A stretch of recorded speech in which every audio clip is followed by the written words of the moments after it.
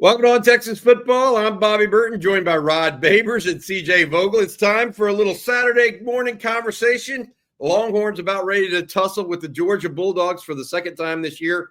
Texas 11-1, Georgia 10-2. Longhorns favored by 2.5 in this game. Excited about watching this here in a few minutes, or actually a few hours. The game will be televised on ABC. Rod, CJ, this is a rematch of sorts for the Longhorns. We're going to talk about this game as well as the others involved that we'll see later today as well. But let's start with Texas, Georgia. Rod, your overall take on this game, given that it is, in quote, a rematch. Yeah, tough, obviously, for a team to beat a good team twice, and Texas is a good football team. So I do think Texas has some advantages in this matchup. If you're Georgia, why would you change much of your defensive game plan, right? If it ain't broke, don't fix it. You came in, you dominated Texas, overwhelmed that Texas offensive line, 7 sacks. The Texas run game was unimpressive to mediocre. So I think Georgia's going to come in essentially kind of throwing out the same pitch that Texas saw in the first matchup. And I think they'll have something ready to go, maybe a counter or two ready to go. But Texas should at least have some solutions ready to go for what Georgia wants to do to them. Texas offensive line, to me, that is the position group that has the most pressure on them in this game. They are a finalist for the Joe Moore Award, which is for the award for the best offensive line in the country, and they're playing like it right now. They did not play like it versus Georgia. That was their worst performance of the season, led to Quinn's worst performance, arguably, of his career. So they got a lot to prove, and I have a hard time believing that this group won't show up and have a bounce-back performance versus Georgia. The key will be the running game. Does that running game travel? That's been the biggest, I think, change or the biggest leap of improvement for this offensive line has been their ability to impose their will in the run game. Last 2 weeks, you got 257, 240 plus yards rushing against Kentucky and A&M. That run game has traveled. So to me, that's the case. Will it travel versus Georgia right now? Even though the Texas running game is actually peaking at the right time, Georgia's rush defense probably more vulnerable than it's been in a long time. You go look at the last 3 weeks for that Georgia rush defense. 260, 226, 146 yards allowed on the ground. This is the perfect time for Texas to be able to exploit the Georgia run defense. If they can't do it in this game, then it's just a bad matchup for them personnel-wise, and they can't fit with Georgia. CJ, what do you think of this game in a rematch? Yeah, I think having talked to a couple of guys on Monday for their player availabilities, they're excited for the task. This is the ultimate goal for them this season, right? Come into the SEC, win the conference. That's where you want to be. Of course, going and playing in the college football playoff and for a national championship, that's to come. But right now, the goal at hand is to win an SEC championship game. And a lot of what they're making it out to be is not bigger than what it is. And what I mean by that is, this is another game. This isn't a rematch. This isn't one where Texas is looking to go out and avenge a preseason loss or the loss from earlier this season. They want to go out there, play their style of football, play to the standard in which we've seen them play over the last 4 or 5 weeks since that Georgia game. And that's where their mindset's at right now. And I think that's a great kind of mindset to go into this game with because, technically it's a neutral site game, but it's in Atlanta, right? And we all know that Georgia's made this game basically a second home game for them. So I think right now they're going into this game with the right mindset of go out, execute your game plan, stick to the standard, and let your talent and your game plan kind of take over. We'll see if that's the case later this afternoon. But right now, I think that they're going into this game with the right mindset 100%. I've got to add this. I think that Georgia's motivation for this game isn't to beat Texas as much as it is to reclaim the SEC, because a year ago, in this same game, they lost to Alabama and got left out of the playoffs. That's their motivation for today, in my opinion. Rod, I'm going to go back to you. Okay, let's look at the Texas offensive stats versus the Georgia defensive stats. And as we break this down, I've got to ask you this. You were talking about the Texas run game. How much of that, in your opinion, that increase has relied on the new combination on the right side of DJ Campbell and Cam Williams finally maybe getting on track and having more games together? The second half of the year, post-UGA, feels like they've been playing better. And that's also allowed the run game to kind of explode a little bit. Yeah, it's a good point, Bobby. I mean, because we've seen flashes of it, right, in games after that Georgia game. You remarked about the end of that Arkansas game, how Texas was able to impose their will, and then really found their groove in that Kentucky game, and then of course the Texas A&M game. So you could be right. That's why, for a multitude of reasons, and I think you just nailed one of them, maybe the biggest one, the cohesion on the offensive line. They are starting to hit their groove, and now they're not only able to run the ball when they need to, it seems that they're running the ball when they want to early on in games. And that's actually changed a little bit of Sark's play calling too. And that, to me, that is a perfect complement to having an elite defense, which Texas has, is being able to control the game. That's what the running game allows you to do, to control the game. That's why it's felt like, even though at times in the Kentucky and A&M game, it seemed like, things went off the rails, Texas controlled those games the entire time, and they were closer than Longhorn fans would have liked or would have thought those games were going to be. But because they were able to run the football, they controlled those games. And the Arkansas game, remember, seemed like Texas was losing control of that one on the road. And what happened? They were able to run the football late in that game to regain control of it. And that's what the run game is all about. So, I mean, right now, Georgia's rush defense, it's hurting, guys. I mean, you go look the last 3 weeks, they're ranked 114th in rush defense in the last 3 weeks. They've given up a lot of rush yards. And the Texas run game is legit. They should be able to run it on Georgia. They can run it on Georgia. I got faith they can run it on anybody else in the country. So it'll be a true test for them, especially on the road. So that's good. That's interesting because as we're looking at this graphic, Georgia overall for the entire year, only 138 yards per game and 44th in the country. But to your point, Rod, the trajectory, not as high. No. Similarly, Texas in its last 3 games has been running the ball extremely well, better than 175 yards a game, right? And so you add that combination, maybe this is a confluence of events for the Longhorns that really works out. CJ, I'm going to ask you to talk a little bit about the Texas defense and what you see in this matchup today. Well, I see a lot of top 10 numbers over there, right? They're second in points per game, they're second in yards per game, they're first in pass yards against per game. Very encouraging stuff against what you would probably consider to be a pedestrian Georgia offense. Looking back at previous Georgia teams, they did, again, I've mentioned this whenever the first game came rolling around. They don't have a Ladd McConkey. They don't have a Brock Bowers. They don't have a George Pickens. And it's showing, right? Georgia leads the nation in drops from its wide receivers. And so when Carson Beck went through his rut, it almost felt like he was doing so out of pure necessity and will, rather than reliance on his wide receivers and pass catchers to go out there and make a play, simply because they haven't done it up to the point of Carson Beck's struggles, and they haven't done it since. We watched that Georgia Tech game a week ago, and, I was counting on my fingers, tweeting about it on Texas football, whatever you want to say. The conversation was this: Georgia's pass catchers did not hold up their end of the bargain, and they were doing so against Georgia Tech at home. What makes me think that they're going to be able to do so against the nation's top secondary? Well, the fact of the matter is I don't have a lot of confidence in that ability. So it's going to take a big game from Carson Beck in my eyes for the Georgia offense to put up as many points as they did, of course, because the fact of the matter is I don't expect the Texas offense to turn the ball over as much as they did, to give the short fields, the easy scoring opportunities to Georgia as they did in Austin in October. So it looks to me like they're going to be a bit of a struggle, especially with the reliance of Trevor Etienne, maybe not being in their back pocket as we've seen so far this year. So that'll be interesting as well. But right now, I don't think that Georgia passing attack suits up very well at all with this Texas secondary. Before we talk, guys, about the last game, and I want to ask y'all some of the things that happened in the last game and what you think might happen this game, right? Just to get a sense for where y'all are at. Let's say thank you to one of our key sponsors.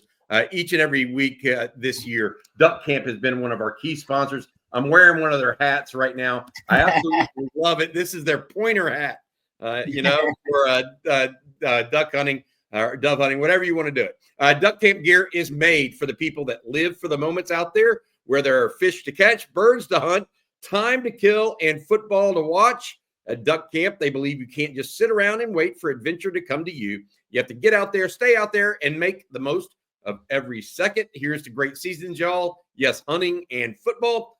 Shop hunting gear at duckcamp.com. That's duckcamp.com. Perfect for your Christmas wish list as well. All right, I'm looking at some stats from the last time Texas and Georgia played. Georgia only had 283 yards of total offense. Yep. Texas didn't even get that. They had 259. Texas had 4 turnovers. Georgia had 3. Both teams are going to look to cut that number big time, right? Mm-hmm. Texas and Georgia both at most want to have 1 turnover in this game. Which offense is ready or poised to maybe be a little bit better this time around? If you're asking me, like, the compass is kind of pointing towards Texas in that regard. But Rod, you mentioned this. Carson Beck playing a little bit better now. CJ, you mentioned that as well. What do we expect different from these 2 offenses or defenses this time around? Rod, what do you think? I think, yeah, you just nailed it. I think Carson Beck was playing his worst stretch of football in his career when Texas played him the first time. And by the way, I think the Texas defense can make you look look that bad. They can make you look like you were basically the worst version of yourself. But before and after that Texas game, I believe 4 of the 5 games in that stretch, he had multiple interceptions in 4 of those 5 games. So he had a 4-game stretch where he had multiple interceptions in 4 straight games. He is now in 3 straight games, I believe, throwing a total of 11 touchdowns and 0 interceptions to end the season. Now, you can take into account the competition, but he looks sharper. He looks closer to the version of Carson Beck where people were projecting him to be a first-round pick in the NFL. So that's going to be very different. There's a sharper Carson Beck when Texas played him. But also, I don't know if he's going to have Trevor Etienne available, and if he does, there'll be a hampered and an injured Trevor Etienne, and he made a huge difference in that first matchup. He made some NFL cuts, and actually, in my opinion, was able to be a difference maker against the Texas defense. Texas rush defense, by the way, is also much better. Something else to consider. I looked at this number the last 3 weeks. I told you Georgia rush defense the last 3 weeks has actually started to dip and decline. Texas rush defense the last 3 weeks, 6th best rush yards per game allowed and 2nd in yards per rush allowed in the last 3 weeks. So Texas rush defense playing their best football, going up against a Georgia rushing offense that may not have the same juice that it had first time around, but Carson Beck will be much better. So a lot of things going to be a little bit different. I'm not sure. I know there's going to be a tendency breaker here. Who's going to change the most? I mean, Texas defensively, do they change anything? Does Georgia change anything? I wonder if those 2 defenses, do they change anything? That's what I want to know. Because Georgia, why would you change anything? You dominated Texas the first time around. If you're Texas defense, why would you change anything? You did pretty well too, and now your rush defense is playing better than it has all season long. CJ, what do you think? What is Texas or Georgia looking at this do differently, or what can you glean from the last game that might be different this go round? Well, it starts in the trenches, right? And for both sides, Texas defensively has 15 sacks over its last 3 contests. And we came out of that game in October saying, wow, I've never seen a pass rush get home as much as Jalen Walker and Mikael Williams did. And so if Texas is able to neutralize or at least, in a way, balance out the scales in the terms of their pass rush on Carson Beck, we've seen what he can do when he's under duress. There was multiple interceptions in the Texas game alone that was caused by pressure. So that's one way I think Texas can certainly continue its level of play, not just to Rod's point on the rush defense, but that front 7 getting after the quarterback, which we've seen do a very high, success win rate, if you will, on the pass rush over the last 3 weeks as well. And then also, we've talked about the week leading up to the first matchup in October. How will Georgia attack the Texas offensive line? Well, we predicted it would be through DJ Campbell and Cam Williams, the right side of the offensive line. Is that going to be a place where I think that they continue to attack? Sure, but that side of the line has played significantly better as the season's progressed, whether it be continuity, communication, just familiarity with one another. They've played very solidly. What about the left side? And if you're going to task, if you're going to go after Kelvin Banks, there's no better time to do just that than a week he's been hobbled and didn't finish a game against Texas A&M because of an ankle issue. I think that's one place where they're going to look to stunt, twist, bring some pressure, some exotic looks. Look, Texas offensive line has been playing its best football over the last couple of weeks. No doubt about it. But Georgia still got the guys where you look across and say, any one of them can beat you there.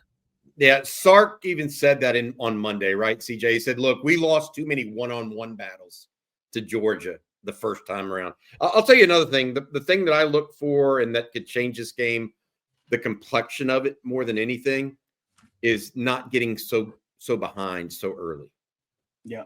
Texas went down 20-0 or 23-0 to Georgia the first go round. That's not Texas is 11-1. Georgia's the only team they've had a 2-digit deficit to all season long. There's a reason. Sark likes to dictate his pace, not allow other teams to dictate his. And he had to change that up. And frankly, Georgia, mixed and matched that rush to where it looked like Quinn Ewers was running for his life the entire time. Yeah. So I think if Texas can get up early, it may change how Georgia is able to attack Texas. Similarly, it's what Ole Miss did to Georgia in some ways, making Georgia one-dimensional and have to pass and only be able to pass. Yep. Let's see if Texas can do that today, because if they can, I think we're going to be looking at SEC championship the very first year in the conference. All right, that's going to do it for the Texas portion of this. Now let's talk about the rest of the games out there today. But before I wait, timeout. What am I thinking? We didn't do our predictions. I knew I was gonna let you go. I wasn't gonna say nothing. I'm gonna let Bobby go. I don't even really want to do predictions right now. Anyway, I'm good. Well, just because of that, I'm going to start with you. Give us your prediction for this game, but I'm so sorry. I really was brain spasm there. No, what do you think about this game? And give us your prediction. Oh yeah, I was gonna let you go because I know. I think we were all way off on our predictions the first time on this Texas Georgia game. Yes. I just feel like once again. I'll say this, and I know it's true. Georgia on film this season, they've looked almost mediocre or average against almost every team out there at some point or another, probably except against Texas, where they played their best brand of football. They are a championship program. They have championship DNA. They will flip the switch against Texas. That's what championship teams do, and they'll be ready to play, and they'll play their best brand of football. I still think Texas right now is trending the right way. The only issue really is, I think the offensive line will bounce back. I just think they got way too much pride and way too much talent. I think the run game, if it can't necessarily impose its will, at least it'll be able to add some balance to the offense. Quinn Ewers has got to bounce back. He had his worst game of his career, arguably. And there have been stretches here, even in the last two games, where he has had these erratic stretches where it's just like, what the is going on? And Sark's like, oh, it's not his fault because there's a tip pass. And I get that. It is not his fault, but it is his responsibility because he is the quarterback. So Quinn needs to make sure they are sharp and they are operating in a very efficient manner offensively, even if they can't just move the football down the field constantly, but they cannot have self-inflicted wounds. They cannot have a ton of penalties. They cannot have turnovers. They can't be their own worst enemy. I'm going to say that Texas wins this game. Low scoring, defensive struggle, like the first one actually was. 23 to 17. I'm going very low scoring on it. 23-17, Texas. CJ Vogel. I like that score actually a lot. I was going 24-19, 4 field goals for Georgia. Yeah. But look, low scoring, one of those games where it's kind of grinded out. Just don't turn the ball over. Don't put yourself in a lot of situations where, your defense is in tough spots. And that's exactly where Texas lived defensively against Georgia in the first game. To the point, I was very confident against Georgia the first time. I've said that this is the most vulnerable, beatable Georgia team that we've seen on Kirby Smart the last 5 years or so. I still think that's the case, but at the same time, it's still Georgia. You're still playing in Atlanta. There's still a lot at stake for Georgia when it comes to the college football playoff because, it should be a guarantee, but it's not a guarantee that a 3-loss Georgia is where they want to be going into the college football playoff. So this team's going to be a dogfight. I truly believe that, but 24-19 is kind of where I'm sitting right now. A lot of field goals inside dome. Let's see if they make them. Yeah. You guys are looking at a barn burner, aren't you? I didn't stray far from you guys. This is hilarious. Y'all had 6 points and 5 points. I had 6 points as the difference as well. I've got Texas 20-14. Okay. Yep. I think that Georgia is going to have a hard time moving the ball consistently. That's my big piece. I do expect them to have a couple of drives to piece it together. Texas should be able to move the ball a little bit more, but I think Texas is going to also have to settle for field goals. Hopefully, being on a turf like they are right now, hopefully that helps Burt Auburn connect on his opportunities. I would add that. All right. That's going to do it for the Texas game. Now we have 3 other conference championship games we want to just briefly go over and preview for everybody. It starts in the Big 12 in Dallas, Iowa State, Arizona State. Arizona State favored by 2. This game is the one that precedes Texas on ABC. Kenny Dillingham at Arizona State has had a tremendous year, but this might be Matt Campbell's time to win the Big 12 now that Oklahoma and Texas are out of the Big 12. Who do you guys have in this game? I tell you what, I'm rooting for Arizona State. I think that Scatabo, the running back, is as electric a running back that you'll find in the country, not named Ashton Janty. But at the same time, I think that Iowa State just plays a boring brand of football. I think that they do enough to win games, and that's all you can ask for if you're a Cyclone fan. But it's not what I want to watch in the college football playoff. I'll be honest about that, And so for that reason, I want to see the star power. I want to see Cam Scatabo. And I think Dillingham, look, the way that he's turned around that program already this year is pretty phenomenal. You go to San Marcos early in the year and you play a really close game against Texas State and then you turn a team into a college football playoff team. Yeah, sign me up for that. And you got a good running back. I'll be pulling for Arizona State to come away with this one. What about you, Rod? I think Arizona State actually may have. They're hot, man. Iowa State's actually rolling too a little bit. I think both of them are on winning streaks, one of 3 and 5 winning streaks. So Arizona State's a little bit hotter right now, in my opinion. I don't trust Iowa State's quarterback, Beck. I don't necessarily trust him a lot. Too many turnovers or what? Yeah, there are times where he's just a little careless with the football. And for Iowa State's brand of football, as CJ just mentioned, that can be disastrous because of the brand of football they play. So I'm a little worried about him. Iowa State's rush defense also, it's a little shaky, a little leaky. They've been allowing over 5 yards per rush. And I think going up against Scatabo, as CJ just mentioned, I think he can make enough plays in the running game for them to be able to control the game and control the margins. I'm going to take Arizona State. I like Iowa State's defense. I like the secondary, though, and the back 7. I worry about them matching up on the lines of scrimmage with Arizona State. I'm gonna go opposite you guys. I think Matt Campbell gets his Big 12 championship. I think they have a good run game, and CJ's right. Boring it may be. It's no doubt about that. I just think Iowa State probably a little more talented than Arizona State, which is kind of a weird thing to say, but that's kind of where I'm at. All right, the other 2 night games that come after Texas and Georgia, Penn State, Oregon. That's the one that a lot of people are going to be watching simply because it's the Big Ten. Penn State 11-1, Oregon 12-0. Oregon favored by 3.5. This game's in Indianapolis, so you would think there'll be more Penn State fans there. I'm going Penn State in an upset here, guys. I think that James Franklin is finally going to win one that matters. And the reason why I felt like Oregon, when you can play them in a phone booth, a little bit like what Wisconsin was able to do to them, they get a little different. They're a little different team. And I think that maybe Wisconsin gave Penn State the blueprint to beat them. Penn State clearly has more firepower than Wisconsin to make that a win. CJ, I'll let you go first. Yeah, I'm rocking with Oregon. Look, you have a veteran quarterback who's been in situations like this before. You have a very veteran offensive line. You got a defense that's playing really well as well. And then you got a head coach that I think you have an advantage with. And I say that because this should have been the year, right? Considering what we know now about Ohio State, how that game was played in Happy Valley, and what ended up taking place for that game to end the way it did.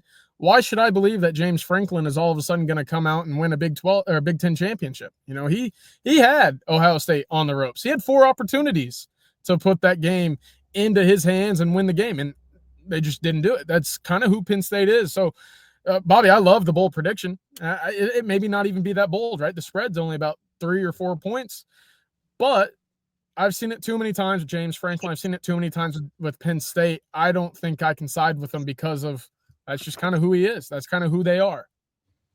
Yeah, CJ's right. I don't know. I could never. Thou shalt never pick James Franklin in a big game.